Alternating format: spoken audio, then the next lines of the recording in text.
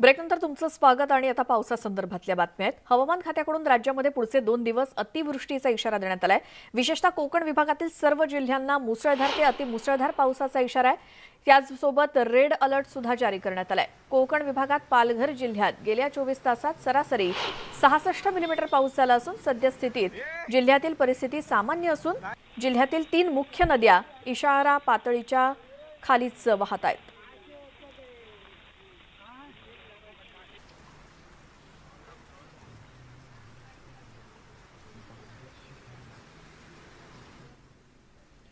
भरधाव कारवरचं नियंत्रण सुटल्यामुळे ती कार थेट तलावामध्ये कोसळल्याची घटना पनवेलमध्ये घडली। मुंबई गोवा महामार्गावरील खरोशी फाटा इथे तलावामध्ये ही कार कोसळली। ही कार थेट तलावात कोसळल्यानंतर चालक बुडणार असल्याचं समजताच स्थानिकांनी तत्परता दाखवत चालकाला पाण्याच्या बाहेर काढलं आणि त्यानंतर पोलिसांनी येऊन क्रेनच्या सहाय्याने ही कार सुद्धा पाण्याच्या बाहेर काढली। नागरिकांनी तत्परता दाखवल्यामुळे या चालकाचा जीव वाचला असला तरी कारचं मात्र मोठं नुकसान झालंय। हा कार चालक डोंबिवलीतला राहणारा असून अलिबागला जात असताना ही घटना घडली। पुराच्या पाण्यामध्ये गाडी घालू नका असं वारंवार आवाहन केलं जातं, पण या आवाहनाकडे दुर्लक्ष करून अनेक जण जीवघेणं धाडस करतात। असाच एक प्रकार गडचिरोली जिल्ह्यातील पेरमिली गावालगत घडलाय। इथे नाल्यावरून ओसंडून वाहणाऱ्या पाण्यामध्ये चालकाने ट्रक घातला आणि यावेळी पाण्याच्या प्रवाहासोबत ट्रक वाहून गेला। या ट्रकमधून 5 ते 6 जण प्रवास करत होते। यापैकी 3 जणांचे मृतदेह सापडले तर इतर प्रवाशांचा शोध एसडीआरएफचं पथक घेते आणि स्थानिक सुद्धा मदत करतायत। गडचिरोली जिल्ह्यामध्ये हाय अलर्ट जारी करण्यात आलाय। गेले 2 दिवस सतत पाऊस पडत असून हवामान खात्याने या संदर्भात इशारा दिलाय आणि पुढील 3 दिवस गडचिरोली चंद्रपूर या जिल्ह्यामध्ये अतिवृष्टी होण्याची शक्यता आहे। अनेक दुर्गम गावांचा मुसळधार पावसामुळे संपर्क तुटलाय। अनेक ठिकाणी पुलावरून पाणी गेल्यानंतरही गाड्या नेल्या जात असतानाचं चित्र दिसतंय।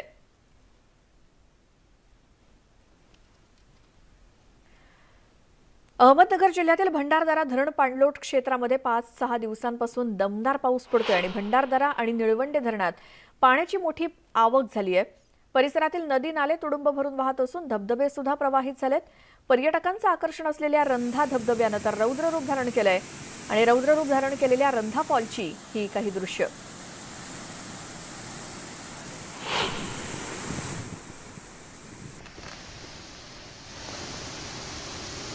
तर भीमाशंकर परिसरातील कोंढवळ धबधबा सुद्धा ओसंडून वाहू लागलाय, त्यामुळे या ठिकाणी पर्यटक गर्दी करतायत। या भागात प्रशासनाने एक नियमावली जारी केली आहे। नियमांचं पालन न केल्यास कडक कारवाईचा इशारा देण्यात आलाय।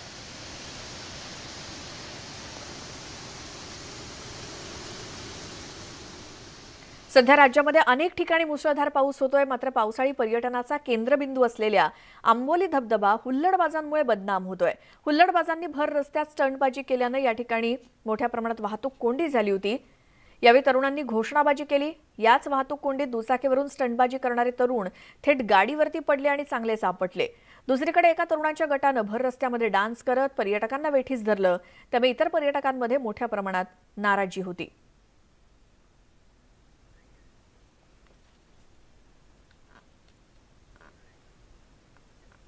इतर घडामोडी आपण पाहणार आहोत, मात्र एका छोट्याशा ब्रेक नंतर। तुम्ही पाहत राहा नमस्ते महाराष्ट्र।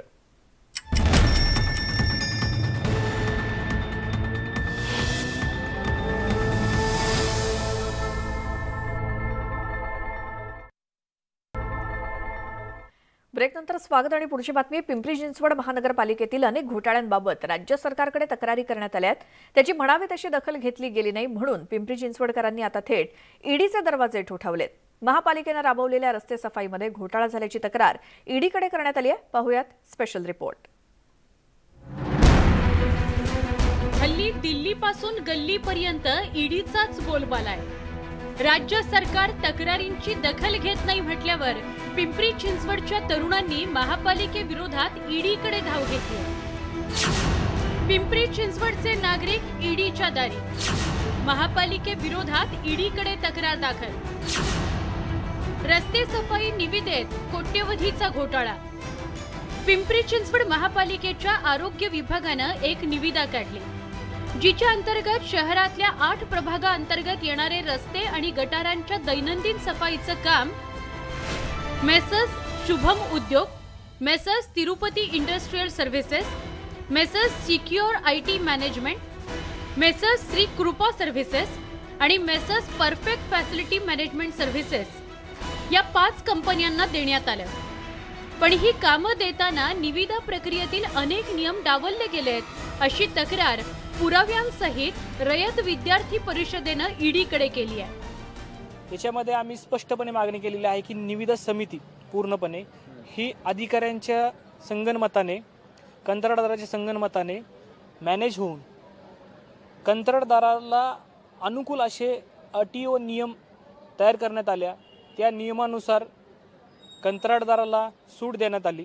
याहून धक्कादायक बाब म्हणजे 220 कोटी रुपयांची ही कामं संबंधित ठेकेदारांना मिळावीत यासाठी अपात्र ठेकेदारांना पात्र केलं गेलं. अटी शर्थीही बदलण्यात आल्या असं तक्रारीत रयत विद्यार्थी परिषदेनं म्हटलंय. मात्र हे आरोप चुकीचे आहेत, सत्यता पडताळतो आहोत असं महापालिका अधिकारी सांगतायत. जेव्हा तपासून बघितलं तर काही मुद्दे ते चुकीचं दिसतोय मला. CSD किंवा कॉमन सर्व्हिस डिव्हिजन्स हे बघितलं प्रीबिड नंतरचं, त्यामध्ये किमान 3 देता येईल असा स्पष्ट उल्लेख आहे. तथापि PSD दिल्याशिवाय आपण कामाचे ऑर्डर देत नाही. उघड भ्रष्टाचार होत असूनही निविदा प्रक्रिया राबवणारी समिती, महापालिका प्रशासक आणि सर्वपक्षीय नगरसेवक गप्प का? ही कामं ठेकेदारांचं हित जोपासण्यासाठीच का? प्रत्यक्षात कामाची सत्यता कुणी तपासतं का? या सगळ्याची उत्तरं बहुधा ईडी चौकशीतून मिळतील अशी अपेक्षा. व्हिडिओ जर्नलिस्ट सूरज कसबेसह गोविंद वाकडे, न्यूज 18 लोकमत, पिंपरी चिंचवड.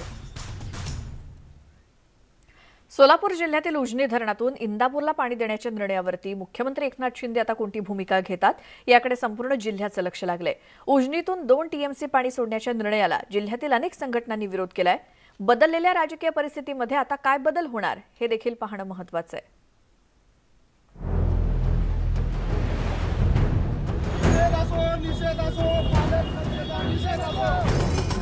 सोलापूर जिल्हा आंदोलनांनी दणाणून गेला. इंदापूरमधील लाकडी निंबोडी जलउपसा सिंचन योजनेला 2 TMC पाणी देण्याच्या निर्णयाला स्थानिकांनी विरोध केला. तत्कालीन पालकमंत्री दत्तात्रय भरणे यांनी हा प्रकल्प मंजूर केला होता. तत्कालीन उपमुख्यमंत्री अजित पवार यांनी त्यासाठी 348 कोटी रुपयांचा निधी दिला होता. उजनी धरण पाणी बचाव संघर्ष समितीनं त्याविरोधात आक्रमक भूमिका घेतली होती. नव्या सरकारनं आधीचा निर्णय रद्द करण्याची मागणी केली जात आहे. सोलापूर जिल्ह्यातील रखडलेल्या योजना मार्गी लावण्याचं काम केल्याचा दावा राष्ट्रवादी काँग्रेसकडून करण्यात आलाय. तर सोलापूरला प्राधान्यानं पाणी देणं गरजेचं असताना इंदापूरसाठी घाट घातल्याचा आरोप केला जातोय. आम्ही केलेला नाही. हा फॉर्म्युला तो राज्यस्तरीय फॉर्म्युला आहे, त्यामुळं जो राज्यस्तरीय फॉर्म्युला आम्ही तिथे इथं कारवाई त्यामुळे तिथेही करतोय. उजनीच्या पाण्यावर दरोडा घालणारी योजना रद्द करू अशी भूमिका शिंदे गटातील आमदारांनी घेतली आहे. मविया सरकारनं अखेरच्या 3 महिन्यात घेतलेले निर्णय शिंदे सरकार रद्द करणार आहे. त्यामुळे इंदापूर तालुक्यातील लाकडी निंबोडी प्रकल्प हा देखील रद्द करावा अशी मागणी सोलापूर जिल्ह्यातून केली जात आहे. प्रीतम पंडित, न्यूज 18 लोकमत, सोलापूर. गोरगरिबांसाठी असलेल्या पंतप्रधान आवास योजना ही भ्रष्टाचारानं गिळंकृत केली आहे. नंदुरबार जिल्ह्यातील अतिदुर्गम भागामध्ये शेकडो घरं कागदावरती पूर्ण झाल्याचं दाखवून आदिवासींची फसवणूक करण्यात आली आहे. पाहुयात भ्रष्टाचाराचा पोलखोल करणारा हा एक्सक्लुझिव्ह रिपोर्ट.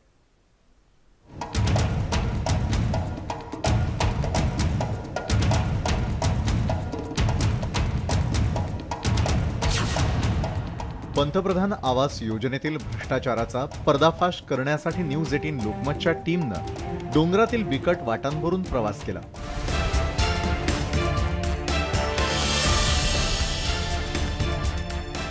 योजनेतलं तथ्य जाणून घेण्यासाठी आमच्या टीमनं लाभार्थ्यांच्या घरांना भेट दिली. त्या भेटीत भयानक वास्तव समोर आलं. आदिवासींच्या अज्ञानाचा फायदा घेऊन त्यांची फसवणूक करण्यात आली आहे. अधिकाऱ्यांनी लाभार्थ्यांना काही हिस्सा देऊन योजनेलाच हरताळ फासलाय. धडगाव तालुक्यातील रोशमाळ ग्रामपंचायती अंतर्गत येणाऱ्या 3 गावांना आम्ही भेट दिली.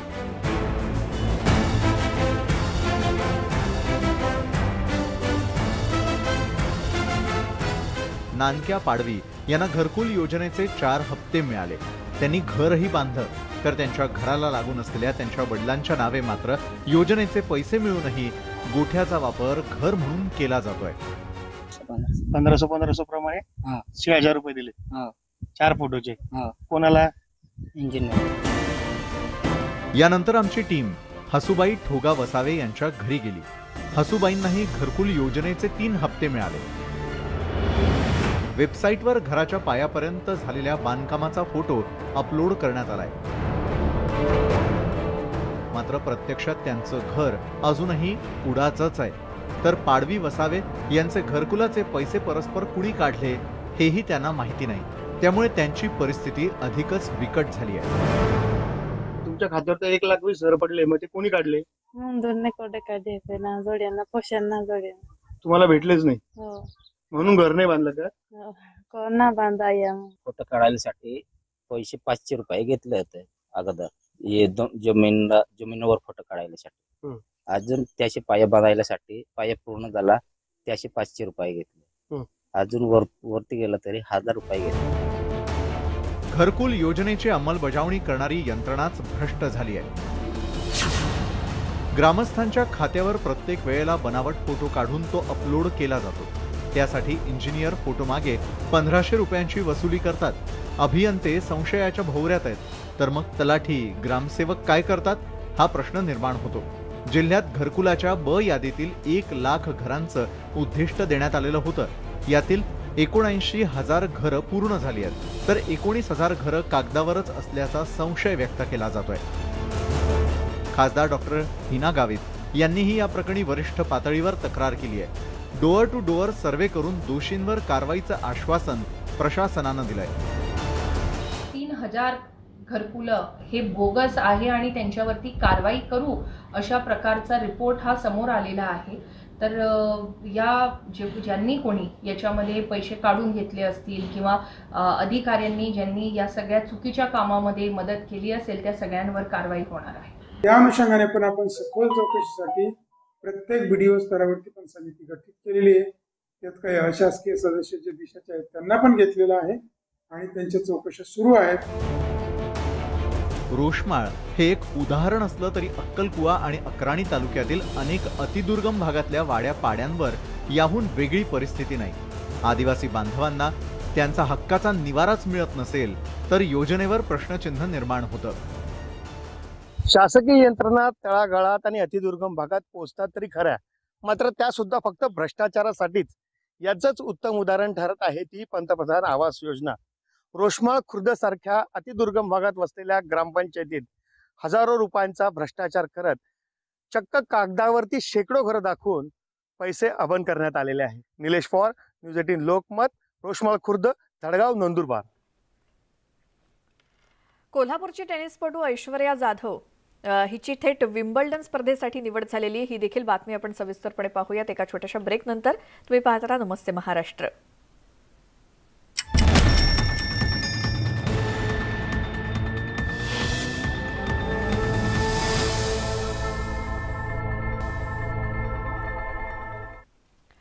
ब्रेकनंतर स्वागत. आणि एक महत्त्वाची बातमी ती म्हणजे कोल्हापूरची टेनिसपटू ऐश्वर्या जाधव हिची थेट विम्बल्डन स्पर्धेसाठी निवड झाली आहे. 14 वर्षांखालील वयोगटामध्ये सहभागी होणारी ती भारतातली एकमेव टेनिसपटू आहे.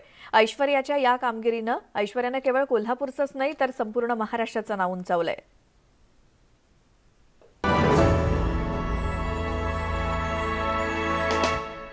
विम्बल्डनच्या ग्रास कोर्टवर खेळण्याचं प्रत्येक टेनिसपटूचं स्वप्न असतं. हेच स्वप्न अगदी लहान वयात कोल्हापूरच्या ऐश्वर्या जाधवनं पाहिलं आणि ते पूर्णही केलंय. विम्बल्डनच्या 14 वर्षाखालील गटात सध्या ऐश्वर्या खेळतीये.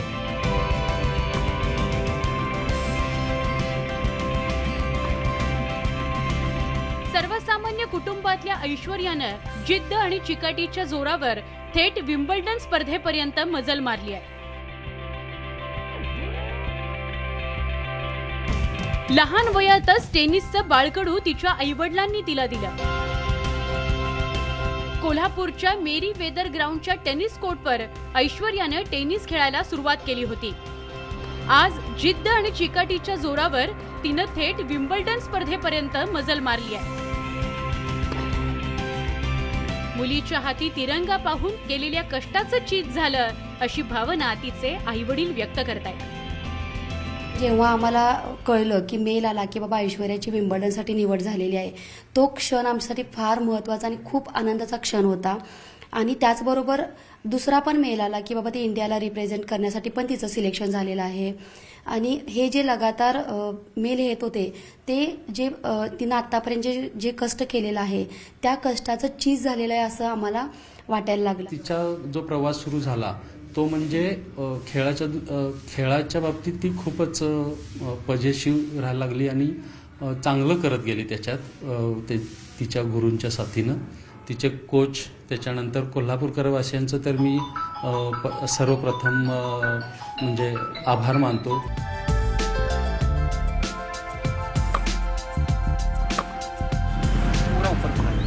कोल्हापूरमध्येच हर्षद देसाई यांच्याकडे ऐश्वर्यानं सुरुवातीचं टेनिसचं प्रशिक्षण घेतलंय. एक स्पर्धा सर करत तिनं कोल्हापुरातून थेट विम्बल्डन पर्यंत घेतलेली भरारी थक्क करणारी आहे. ती विम्बल्डनसाठी सिलेक्ट झाली तेव्हा खूप आनंदाची आम्हाला गोष्ट होती, कारण हे स्वप्न आम्ही बघितलं होतं की तिला विम्बल्डन खेळवायचं आहे आम्हाला, आणि ती भारताची सध्या नंबर 1 खेळाडू आहे. कोल्हापुरातील प्रशिक्षणात ऐश्वर्याचा खेळ बहरला, पण तिच्या खेळाला चकाकी देण्याचे काम भारतीय संघात झालं. भारतीय संघात तिच्या प्रशिक्षक अमृता मुखर्जी तिची कामगिरी आणखी उत्तम करण्यावर जोर देत आहेत. एज अ प्लेयर ऐश्वर्या की गेम बहुत ही सॉलिड है. She is very consistent, she is very talented and she has to work on some things. लेकिन उसके पास टाइम है, उम्र है, and I think as Indians हम आशा कर सकते हैं कि उसकी फ्यूचर बहुत ही ब्राइट होगा in the tennis circuit and we all wish her the best of luck.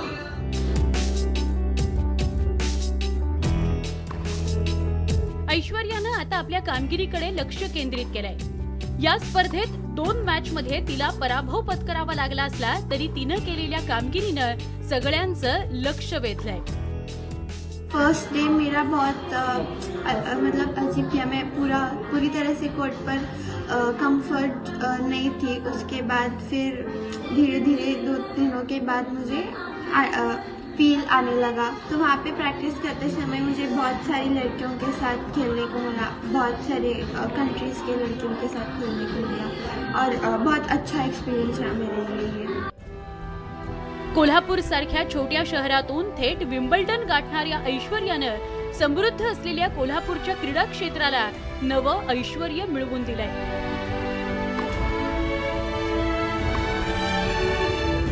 ऐश्वर्याची Wimbledon स्पर्धेतली कामगिरी काहीही होवो, मात्र तिच्या रूपानं भारताला नवी टेनिस खेळाडू सापडली आहे एवढं मात्र निश्चित. ज्ञानेश्वर साळोखेसह bureau report, news 18 Lokmat, Kolhapur. आणि बातमीसोबतच नमस्ते महाराष्ट्रामध्ये आता वेळ झाली इथेच थांबण्याची. यानंतरच्या बुलेटिनमध्ये महत्त्वाच्या घडामोडींसह तुम्ही भेटणार आहात. माझे सहकारी विशाल सोबत. पहा फक्त न्यूज 18 लोकमत.